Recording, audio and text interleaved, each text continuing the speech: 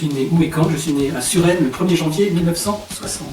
Je dirais 22 ans, 23 ans, 1983.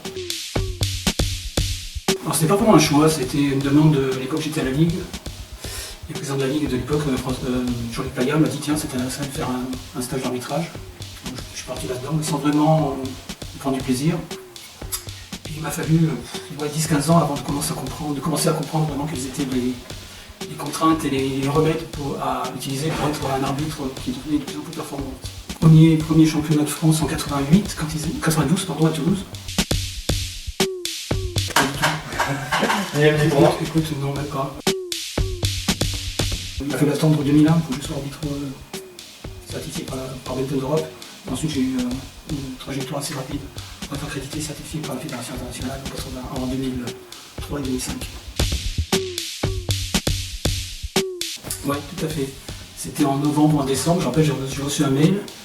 Alors, je savais que je risquais d'être sélectionné, mais vraiment, il y avait 10 places pour les Européens. À l'époque, le pool d'arbitres, c'était 24, uniquement des arbitres certifiés par la Fédération internationale. Je savais que j'avais une petite chance d'être dans le 10e quelque part. C'est vrai que quand j'ai reçu une mail de la Fédération internationale, j'ai regardé 2 fois, 3 fois, 5 fois, 10 fois, en disant ah, c'est super. La mission, ouais. Arbitrer, bien arbitrer, c'est possible. Décembre 2018, je dirais, parce qu'en fait, on a été obligé, parce que j'ai une casquette aussi, responsable des arbitres, des sociétés techniques à la WWF. Donc il fallait faire la sélection assez rapidement pour que ces sélectionnés puissent aller faire le test pré-olympique en juillet 2019, ce qui a été fait. Donc ma sélection, elle a été officialisée en décembre 2018. Il s'agit de nommer les arbitres sur les matchs. Au-delà de l'aspect logistique, consiste à s'intéresser à leurs horaires, au transport, à la restauration. Mais le gros du job, c'est de nommer les arbitres sur les matchs, et donc là, il ne faut pas se tromper. Donc, si je reviens à Pékin 2008, j'ai fait une préparation physique, mentale et technique, se remémorer des matchs, se remémorer, imaginer des situations de jeu, voilà, ce qu'on fait à haut niveau. Alors, il y en a plusieurs. Il y a ces finales en Corée du Sud entre Chun Jae-sung, Lee Hong-dae et les Chinois de l'époque, Tsai Ying et Fu Haifeng, qui étaient des matchs incroyables. Chaque point était extraordinaire en 2011, 2010, 2012.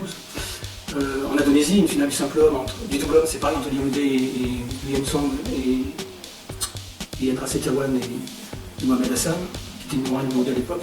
Et là, ce dont je me souviens, c'est voilà, la ferveur du public, le bruit, les décibels, j'en avais la chair de poule. Ouais, je crois que c'est pas un pire souvenir, c'est une situation tellement inattendue. En 2010, au championnat du monde à Paris, j'ai Chen Jin d'un côté, je crois que c'est le premier match, et Ville Lang, je sais pas si vous savez Ville Lang, ce Finlandais un petit peu foufou qui a gagné une fois l'Open de Toulouse. Et Ville Lang casse sa chaussure, la semelle se casse en deux, et il n'a pas d'autre chaussure de remplacement. J'appelle le juge arbitre, je lui fais signe qu'il faut mettre des bandages, des sparadraps. Non, et finalement il a joué avec ses chaussures ses tennis de ville. Et je me dis, mais Ville est là. Oui, bon, prendre du plaisir, ne pas jouer aux gendarmes. Et alors ma phrase clé, mais cette phrase clé elle vient après beaucoup d'interrogations et de travail sur soi.